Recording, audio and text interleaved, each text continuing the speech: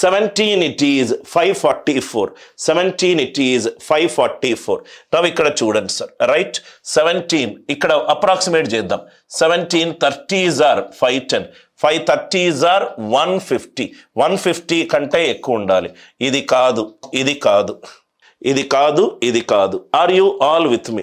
Now ఈ రెండు నంబర్లో మీరు గనక చూస్తే రైట్, ఇది 3 తోటి భాగాహారింపబడట్లేదు, ఇది పడట్లేదు. ఆన్సర్లో క్వశ్చన్ మార్క్, 3 తోటి భాగాహారింపబడకూడదు, ఇది తీసేయండి. ఆన్సర్ 160. నేను క్లాస్ బిగినింగ్లో అదే చెప్పాను, ట్రెడిషనల్ మెథడ్స్ కాదు, ఆన్సర్ ఆప్షన్స్ నుంచి సాల్వ్ చేసే పద్ధతులు. 1140 5700 అయింది, 5700 అయింది. 4 గనక రైట్, నవ్వు ఇక్కడ చూడండి సార్, 1140 5700 అయింది. ఈ 17 ఎంత అవుతుంది? 17 ఎంత అవుతుంది? ఇక్కడ మీరు మంచిగా కరెక్ట్గా ఆలోచిస్తే రైట్, ఇది మామూలుగా 1140 5s are 5700, ఇది 5 times 17 5s are 85, 17 5 times 85. ఇలా చూడకుండా మీరు ఇలా చూడండి, ఈ రెండు నంబర్లో నాకు 17కు సంబంధించిన నంబర్ ఉన్నది, 5కు సంబంధించిన నంబర్ ఉన్నది. ఈ రెండు నంబర్లో 17కు సంబంధించిన నంబర్ రావాలి అండ్ 5కు సంబంధించిన నంబర్ రావాలి. ఆర్ యు ఆల్ విత్ మీ?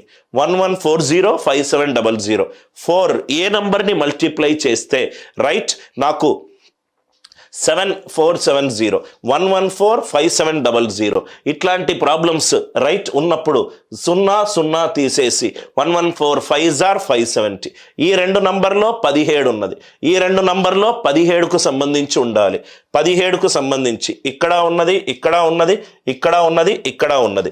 కానీ ఇక్కడ రైట్ నవ్వు ఇక్కడ చూడండి సార్, 119లో 7కు సంబంధించి నంబర్ ఉంది. 7 17 119, ఇది 7 తోటి కావట్లేదు, 7 తోటి కావట్లేదు, 7 తోటి కావట్లేదు, అయిపోయింది రైట్. 17 4 68 1144s are 5700 కాదు. Are you all with me? Right now ఇక్కడ చూడండి సార్, 102 గనక అవుతే 17 6s are 5 times ఉన్నది. కాబట్టి కొంచెం మీరు సొంత నంబర్లు వేసుకొని ప్రాక్టీస్ చేస్తే చాలా ఈజీగా మీకు ఆన్సర్ వస్తుంది. 30 అనేది రైట్, 30 అనేది 650 అయింది, 30 అనేది 650 అయింది. ఇక్కడ మీరు అంత అప్రాక్సిమేషన్లో నేర్చుకోవాలి సార్. 30 అనేది మీకు 650 అయింది. So 3 5s are 15, 3 5s are 15. Answer 5 తోటి మల్టిప్లై చేస్తే 0 వస్తుంది. ఇది కాదు, ఇది కాదు, ఇది కాదు, ఇది కాదు.